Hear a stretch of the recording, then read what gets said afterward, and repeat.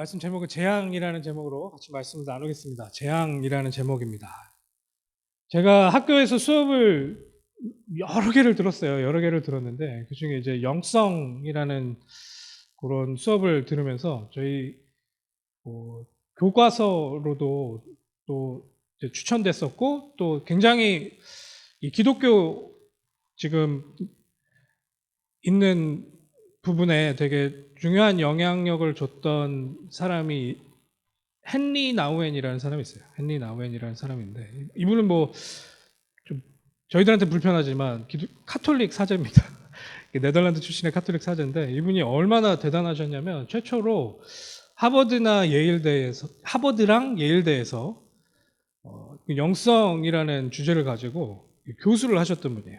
교수를 하셨던 분인데 이분이 말년에 너무 많은 영향력을 주고 너무 많은 것들을 갖고 계신 그분임에도 불구하고 말년에 우울증이 온 거예요. 이분이. 굉장히 고생을 하셨다고 해요. 그분에 대한 그런 소개를 제가 어떤 책에서 좀 보게 된 거예요. 그 우울증에 걸리신 그분이 너무나도 고통스럽고 힘든 그런 상황이었는데 라르시라는 그런 지적 장애인들이 있는 공동체를 어떻게 연이 돼서 찾아가게 된 거예요.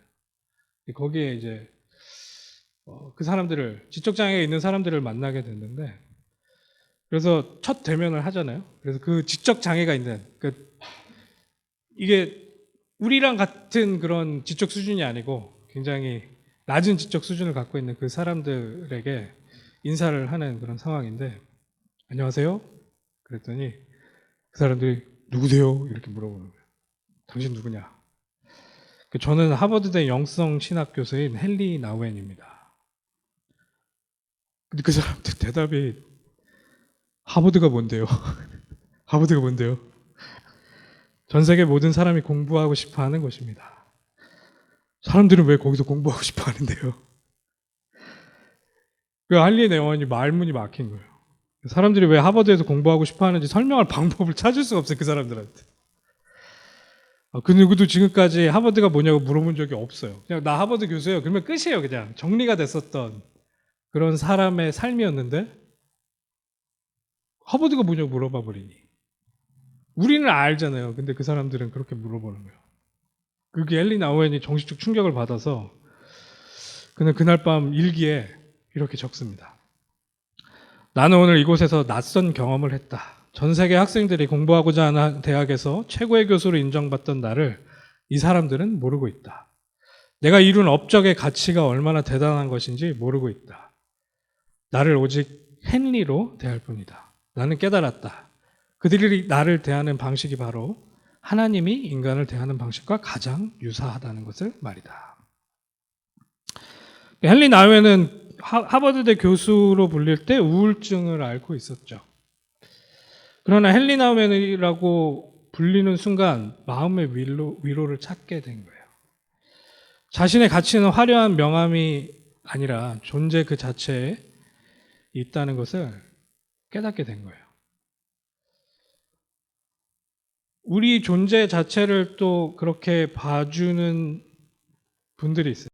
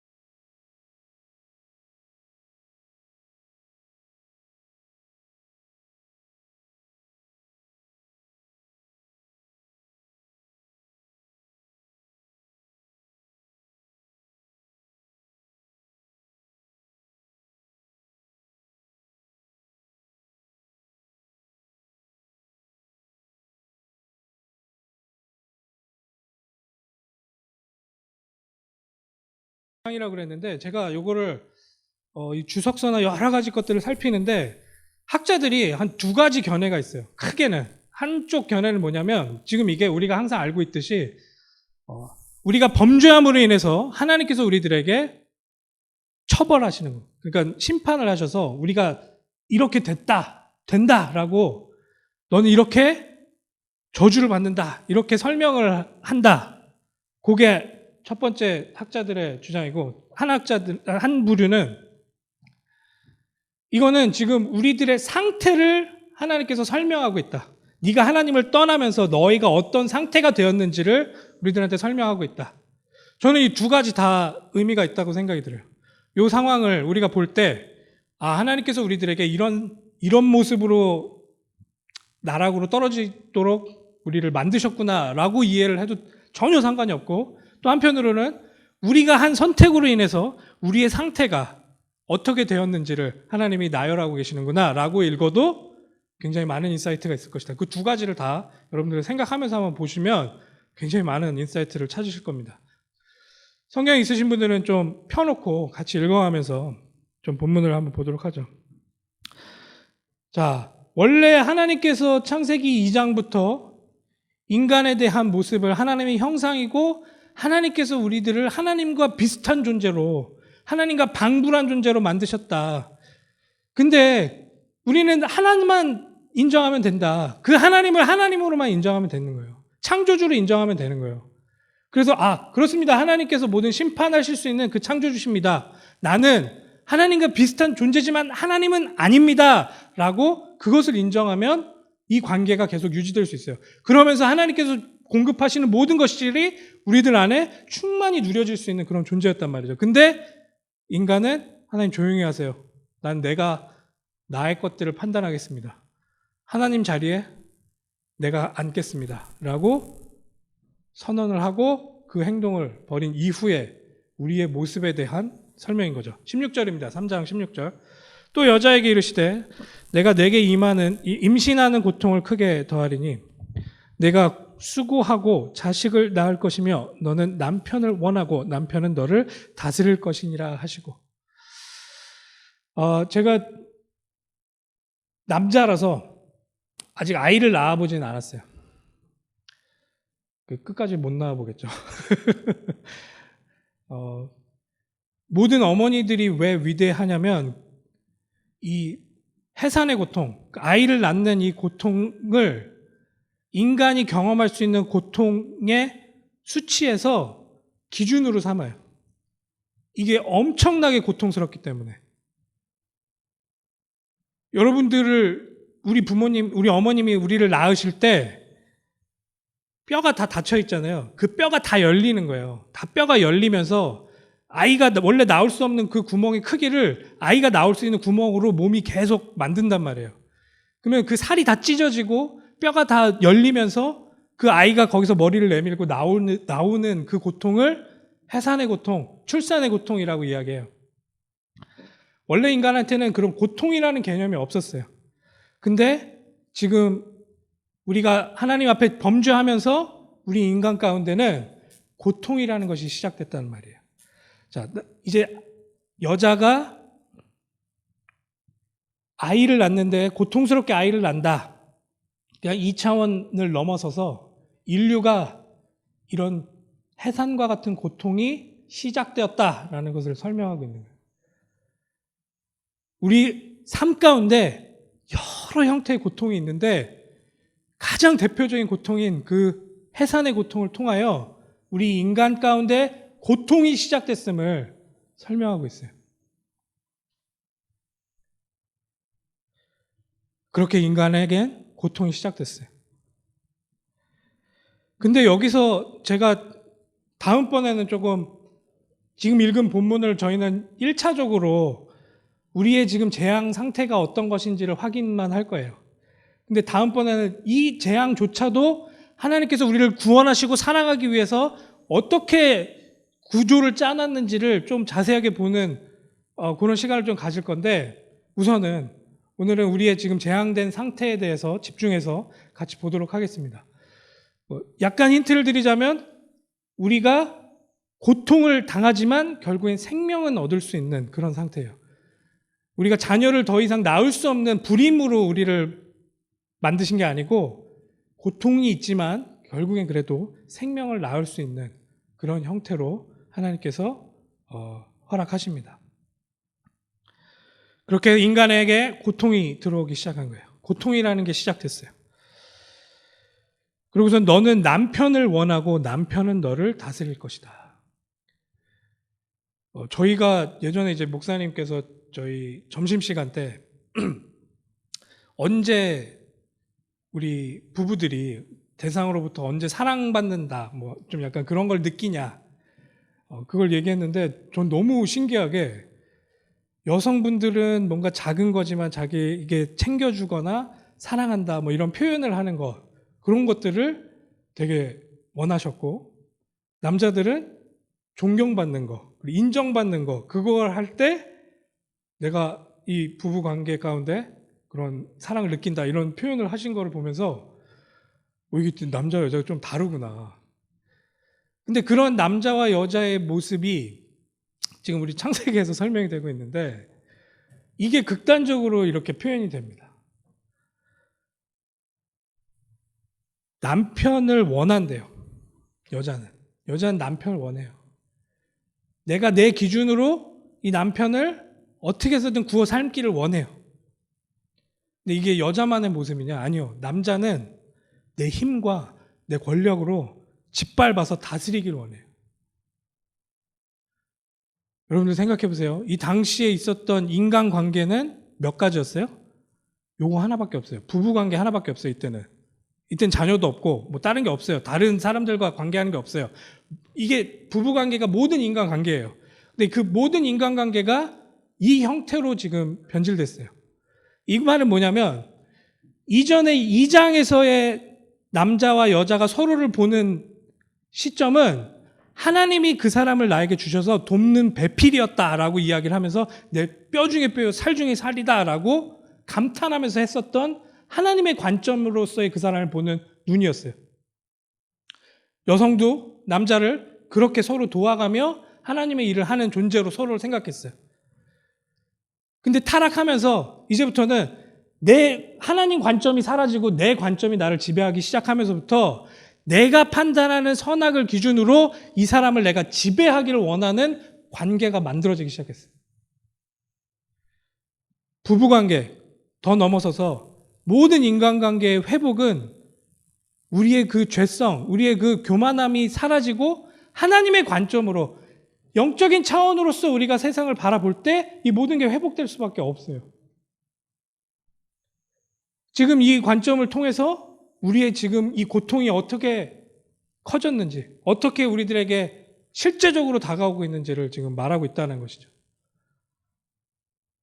내 관점과 다르면 그 상대방을 미워하기도 하고 짓밟으려고 하기도 하고 어떻게 해서든 내 것을 그 사람에게 관철시키기 위한 게 인간의 모습이 돼버린 거예요. 그러니까 그게 죄인지를 모르고 있어요. 그게 죄인에게 온 재앙인지를 모르고 있어요. 원래 그렇게 하니까 그렇게 하는 거예요. 본능적으로.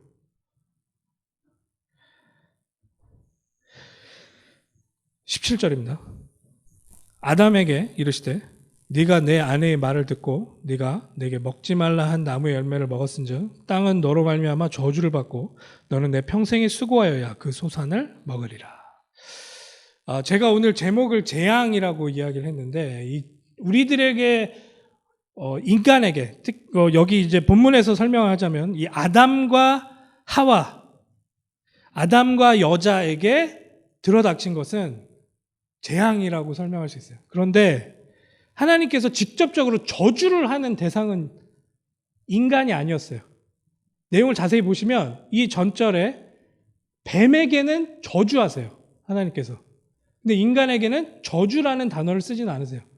근데 우리 인간 때문에 뱀과 저주를 받는 대상이 땅이 된다라고는 지금 이야기하고 있어요.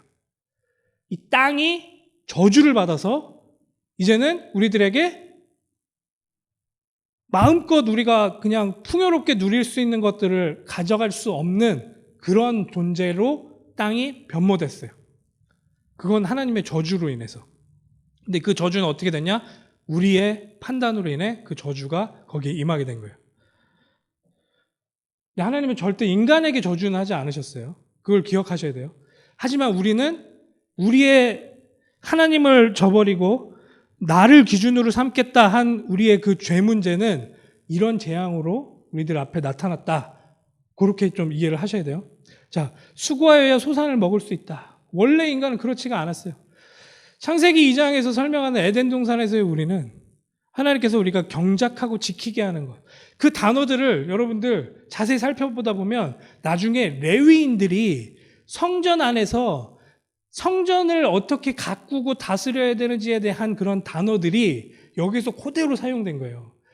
성전 안에서 예배하고 하나님 것을 지키고 하는 그런 모든 모습들을 에덴 동산에서 인간이 원래 했어야 되는 모양으로 나중에 성전 건축한 뒤에 레위인들에게 맡기는 그런 모습으로 설명을 하신단 말이에요.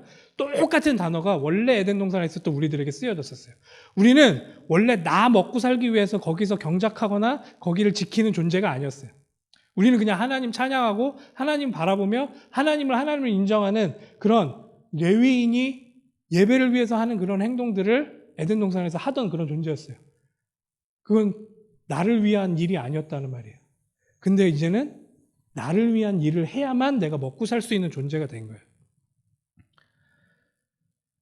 내가 하나님이 되겠다 한 순간부터 이제부터는 하나님의 공급이 끊어지고 내가 나의 모든 것들을 책임져야 되는 상태가 돼버린 거예요. 그때부터는 나에겐 불안이 시작되고 모든 고통이 시작됐다라는 것을 지금 설명하고 있는 거죠.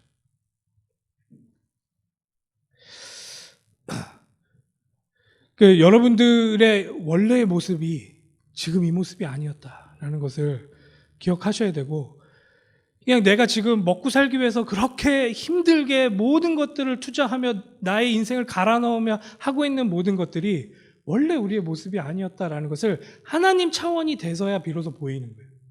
아니면 나는 그 스펙에, 아니면 나는 그 지금 이루어야 되는 그런 모든 태스크에 갇히게 되어 있어요. 근데 그거는 다 지나가는 것들이고, 그 돈이라는 것은 그냥 진짜 지나가는 것들이기 때문에 그것이 나를 지금 판단하거나 나에 대해서 어떤 존재라고 설명해주는 요소가 절대 되지 않는 존재였다는 거예요, 우리는.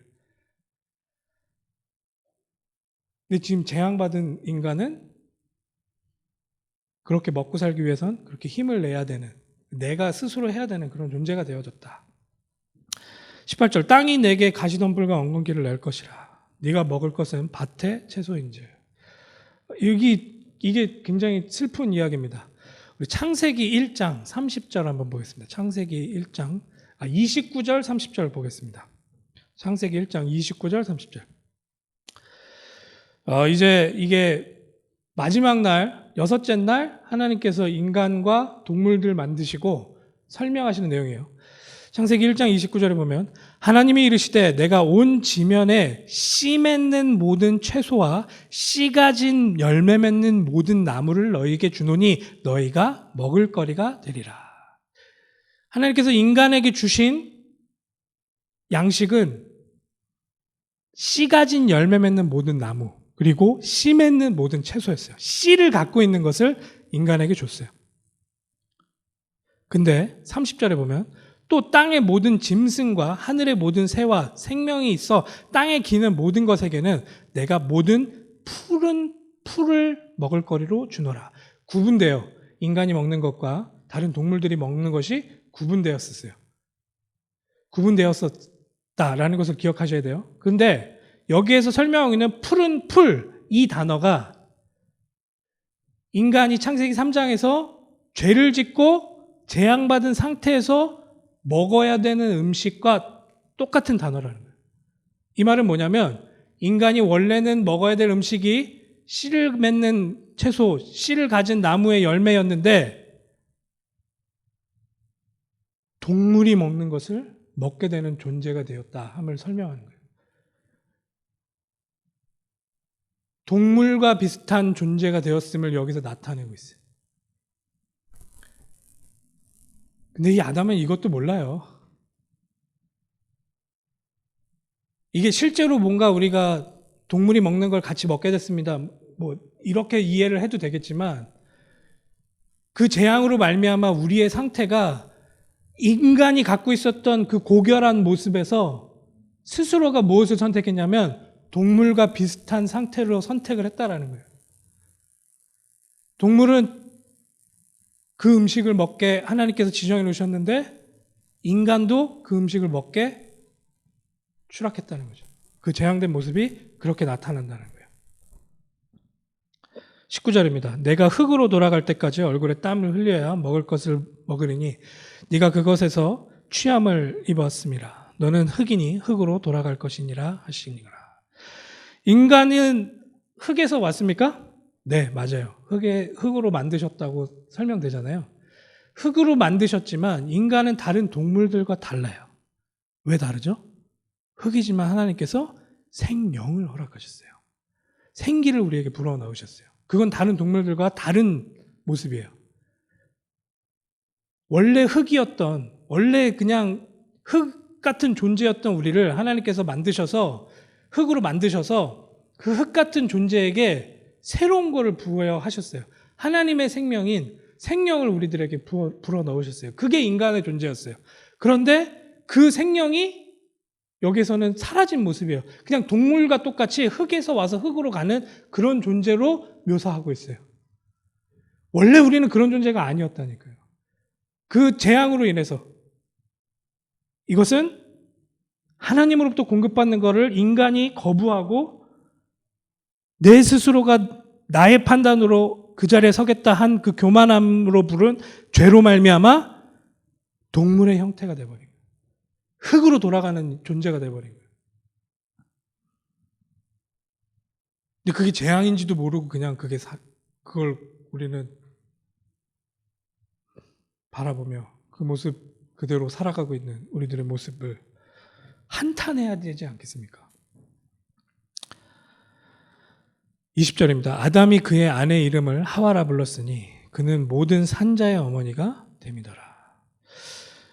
여러분들 꼼꼼히 읽으셨던 분들은 아시겠지만 여태까지 이 여자의 이름이 한 번도 나온 적이 없었어요. 처음으로 여자의 이름이 여기서 나온 거예요. 근데 그 여자의 이름을 누가 지어줘요? 하나님이 지어줬나요? 아닙니다. 아담이, 남편이 지어줘요. 아담이 또 이름 지어줬었던 종류들이 있죠. 동물들. 남편이 여자를 짓밟아서 내가 다스리려고 한다 했잖아요.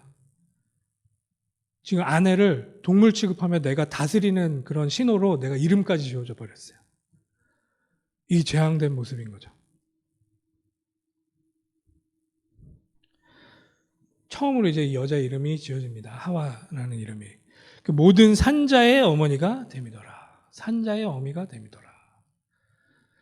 그 뒤로부터는 이제 이 상태의 여자로 인해 나오는 그런 후손들인 거예요. 우리들이 그 범주 안에 들어간다는 거죠. 이거를 이제 신약 같은 경우에는 원죄의 개념으로 우리들한테 이게 연결해서 설명을 하기도 하는 그런 단초입니다.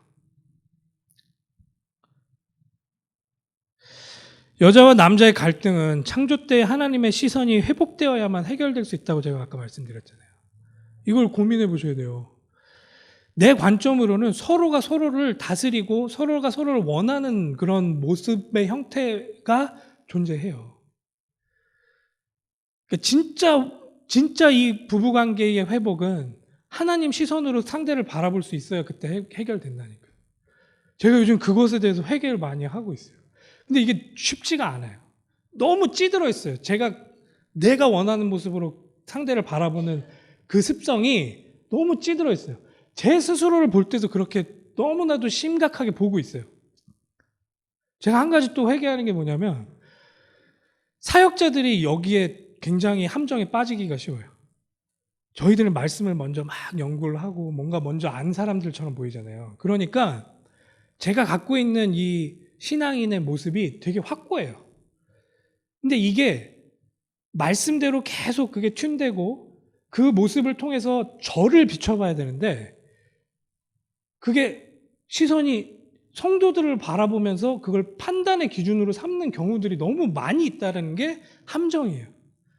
이게 저 스스로를 괴롭게도 하지만 그거를 감내하고 있는 상대 성도의 마음에도 그게 너무 힘듦으로 다가오는 것들을 제가 살면서 지금 경험하고 있거든요.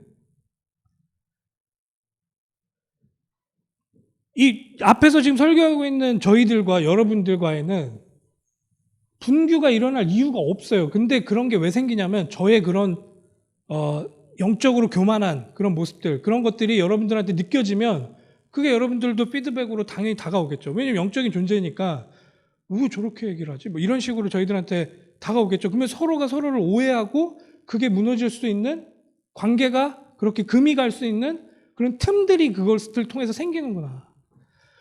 이게 저는 그냥 전적으로 왜 이걸 못 알아듣지? 라고 생각했던 게 제 잘못이었다는 게 요즘 들어서 계속 보이기 시작한다니까요. 그 사람들이 그걸 이해하고 못하고는 누가 하시는 거예요? 하나님이 하시는 거예요. 그걸 판단할 수 있는 건 누구예요? 하나님밖에 없는 거예요. 근데 저는 제가 그걸 또 판단하고 있다니까요. 내가 하나님이 돼서.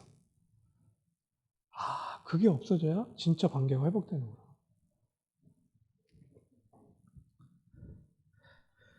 부부관계도 마찬가지고 자녀와의 관계도 마찬가지고 우리 주변에 있는 사람들과의 관계도 마찬가지고 국가와 국가 간의 관계도 마찬가지고 모든 관계가 그 안에서 틀어지기 시작한다는 거죠. 자, 아담이 그의 아내 이름을 하와로 불렀으니 그는 모든 산자의 어머니가 됨이더라. 그렇게 실제 그렇게 상태가 되어졌는데 21절입니다. 여호와 하나님이 아담과 그의 아내를 위하여 가죽옷을 지어 입히시니라. 여호와 하나님이 아담과 그의 아내를 위하여 가죽옷을 지어 입히시니라. 왜 하나님은 여기서 그 여자의 이름이 지금 지어졌음에도 불구하고 부르지 않는지는 잘 모르겠는데 아담과 그의 아내를 위하여 가죽옷을 지어 입히시니라. 이 가죽옷이라는 걸 안에 굉장한 또 하나님의 복음이 담겨져 있습니다. 결국에는 이 가죽 옷을 만들기 위해서는 한 동물의 희생이 필요하잖아요. 그 피로 말미암아 우리들에게 상징되어지는 우리의 구원이 그 안에 담겨져 있긴 한데 1차적으로는 우리는 지금 재앙에 대해서만 보는 거니까 결국에는 여기에서 설명하는 그거는 이제 통짜로 된 가죽 스킨을 이야기하거든요. 이 원어로 보면 동물의 스킨을 입혀버린다니까요, 인간한테. 우리 피부를 동물의 피부로 입혀놓은 상태를 여기서 설명하고 있어요. 이것 또한 인간이 동물의 모습으로 그렇게 재앙받은 모습으로 설명하고 있는 것은 아닌가. 이것의 2차적인 내용은 다음에 설명하겠습니다. 우리가 볼 때는 재앙이고 우리가 볼 때는 너무 고통스러운 상황이지만 이 모든 것들을 통해서 하나님은 우리를 어떻게 구원하시기 위한 그런 계획들이 담겨져 있는지 그건 다음에 설명하도록 하죠. 우선은 우리의 재앙된 모습에 대해서 집중하면서 마무리하겠습니다. 22절입니다. 여호와 하나님이 이르시되 보라 이 사람이 선악을 하는 일에 우리 중 하나같이 되었으니 그가 그의 손을 들어 생명나무 열매도 따먹고 영생할까 하노라 하시고 이렇게 설명하고 있어요. 원래는 우리는 선악을 판단할 수 있는 그런 존재가 아니라고 그랬잖아요. 우리는 한계가 있기 때문에 선악을 완벽하게 판단할 수가 없어요. 뭐가 선이고 뭐가 악인지 우리는 정확하게 알 수가 없어요. 그럼에도 불구하고 내가 그걸 하겠다라고 나선 게 인간의 지금 상태라고 그랬죠. 그게 인간의 죄악된 모습이라고 그랬죠. 근데 그 상태로 생명나무 먹으면 영원히 살아야 돼요. 그렇게. 하나님께서 그걸 원치 않으세요. 거기에서 기회를 주고 돌려내시고 하나님의 공급받는 그런 형태로 되기를 원하시기 때문에 거기서 그 생명나무를 걷어가시는 그런 선택을 하십니다. 이것도 하나님의 놀라우신 사랑이겠죠. 자, 23절입니다. 여호와 하나님이 에덴 동산에서 그를 내보내어 그의 근원이 된 땅을 갈게 하시니라. 이같이 하나님이 그 사람을 쫓아내시고 에덴 동산 동쪽에 그룹들과 두루 도는 불칼을 두어 생명나무의 길을 지키게 하시니라. 지난번에도 에덴 동산 설명하면서 에덴 동산 같은 경우에는 우리 성막에 대한 그런 그림이 그 안에 그대로 있다라는 것을 간략하게 말씀드렸고 그 성막은 결국에 성전 형태로 나타나는데 그 성전은 결국에 우리 예수 그리스도에 대한 모습을 나타냅니다. 그 모든 성막과 성전은 통로가 우측 동쪽밖에 없어요. 그래서 지금 이 에덴 동산에서 막을 때도 동쪽만 막으면 돼요. 그게 통로기 때문에. 그래서 그 통로를 막고 있고, 지금 그 에덴 동산에서 어떻게 보면 그 성전과 성막에서 지금 쫓아내시는 그런 모습이 지금 이스라엘 역사 가운데서 계속 드러나거든요. 계속 바벨론으로 유수가 되고 하는 모든 그런 동선을 보시면 다 동쪽으로 빠져나가고, 다시 그 가나안 땅으로 들어갈 때도 남쪽에 이제 애굽에 있다가도 거기를 들어가려면 동쪽으로 돌아서 이렇게 들어가도록 그런 지리적인 모습으로도 이 진리를 계속 설명하고 있어요. 그런 모습들이 계속 이 안에서 묻어나는데, 지금 에덴 동산의 동쪽만 가르셔서, 왜냐하면 그게 문이기 때문에 그것을 통해 이제 다시 거기로 못 들어가는 그런 모습을 계속 설명하고 있는데, 그 길을 여시는 게 우리 예수 그리스도라는 거죠. 그래서 예수님만 더 웨이다라고 설명하는 거예요. 그 동쪽의 그 길을 여시는 유일한 분이시다, 이렇게 설명할 수 있는 거죠. 자, 인간의 그런 모습들이 여기서 이렇게 설명되어집니다. 결론입니다. 지금 우리가 본 이 인간의 상태, 그러니까 인간이 재앙받은 그 모습, 그 상태를 통하여 인간의 선택으로 인해 우리의 모습이 어떻게 됐는지, 그러니까 우리가 지금 부부간의 관계, 그 관계 가운데서도 왜 이런 어려움이 생겼냐 했을 때는 우리의 선택으로 말미암아 재앙된 모습으로 그것이 우리의 지금 실존이 되었다라는 것을 기억하셔야 된다는 거예요. 그러면 거기서 되돌릴 수 있는 길은 무엇일까라는 것이 우리가 정확하게 상황을 판단했을 때 답으로 연결되는 거예요. 하나님을 떠났기 때문에 이런 상태가 됐다면 다시 하나님을 만날 수 있는 길이 열려야지만 이 모든 재앙 상태에서 우리는 빠져나올 수 있다라는 거예요. 그걸 그냥 운명으로 받아들이고 그렇게 살아가는 존재가 아니다라는 게 성경 전체의 또 이야기인 거예요. 여러분들 거기서 빠져나오실 수 있다라는 것을 성경은 계속 우리들한테 이야기하고 있어요. 근데 그 재앙도, 재앙 안에 있는 내용들이 결국엔 우리가 거기서 빠져나오기를 원하시는 하나님의 사랑이 그 안에 속속이 있구나라는 것을 또 우리는 기억할 수 있는 거죠. 누가복음 15장에 탕자의 비유가 나옵니다. 아버지를 떠나요. 아버지에게 재산이 많이 있는데 그 재산을, 아버지가 아직 죽지도 않았는데 나에게 상속해달라고 얘기해요. 그건 아버지가 나는 죽었다라고 생각하겠다라는 선언인 거예요. 그럼에도 불구하고 그 아버지는 그 아들에게 자기의 재산을 물려줍니다. 그 사람이 받아야 될 양을 물려주는데 그 사람이 깨닫게 돼요, 나중에. 아, 나는 아버지의 아들이구나. 그 아버지께로 돌아가면 이렇게 그냥 밖에서 내 힘으로 살다가 죽는 것은 면할 수 있겠구나라고 생각을 해요. 그러고서 아버지께 돌아가요. 근데 그 아버지는 어떻게 하세요? 기다리고 있었다니까. 막 버선발로 뛰어나와가지고 그 아들을 와락 껴안고 그 아들이 왔다고 파티를 여신다니까. 예수님이 지금 그런 이야기를 하나 만들어서 우리에게 들려주셨잖아요. 하나님께서는 그렇게 타락해서 하나님 아니다, 하나님 죽었다, 난 하나님 필요 없다 하고 떠나가는 그 인간에게 계속 구원의 손길을 내미신다니까요. 인간이 도저히 하나님께로 갈 수가 없어요. 우리의 힘으로는 거기로 갈 수가 없으니 하나님이 직접 우리에게 찾아오시는 거예요. 이게 복음이라는 거예요. 하나님이 우리에게 직접 찾아오셔야지만 그 길이 열린다라는 것이 복음이라는 거예요. 근데 그 하나님이 계속 우리에게 방향하고 계시고 손짓하고 계시다.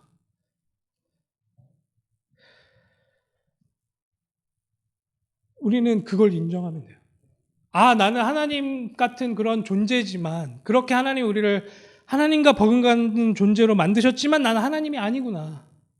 하나님은 나의 창조주시구나. 나는 그런 존재지. 하나님께 모든 주권을 내어드리겠습니다. 라고 하는 사람이 누리는 게 하나님 나라.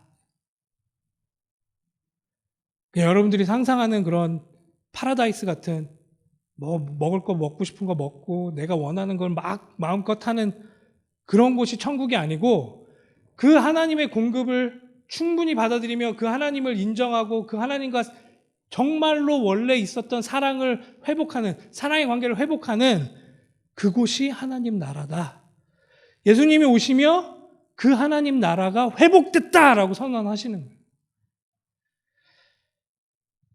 그걸 회개하고 우리의 모습, 우리의 그 교만함을 회개하고 그 하나님만이 우리에게 그 길을 여실 수 있는 분이시고 하나님만이 우리에게 그 행복을 주실 수 있는 분이다라고 고백하는 자만이 들어갈 수 있는 그곳 하나님 나라. 이 모든 재앙 가운데서 빠져나와서 하나님의 그 확실하고 완벽한 행복 속으로 들어가는 그런 존재들만이 누리는 하나님 나라. 그것이 지금 성경이 우리들에게 계속 얘기하고 있는 바라는 것입니다.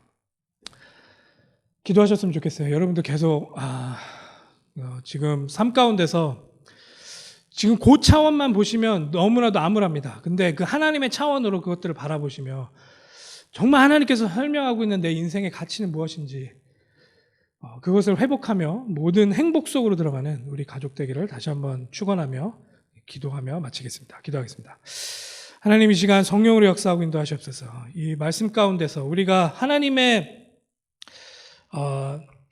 놀라우신 그 계획을 벗어나 그 하나님을 인정하지 못하고 내가 그 하나님 되겠다 한 그 교만함 가운데 우리의 어떤 상태가 되었는지 우리가 어떤 재앙 가운데 빠졌는지를 이 말씀을 통해 계속 봅니다. 하지만 하나님께로 다시 돌리려는 우리들의 회개가 정말 하나님 앞에서 인정되어지고 그것을 우리가 고백한다면 그 하나님의 방법인 그리스도를 통하여 우리는 다시 하나님의 그 행복 속으로 그 하나님께서 부어주시는 놀라우신 구원의 감격 속으로 들어갈 수 있음을 저희들 다시 한번 기억합니다.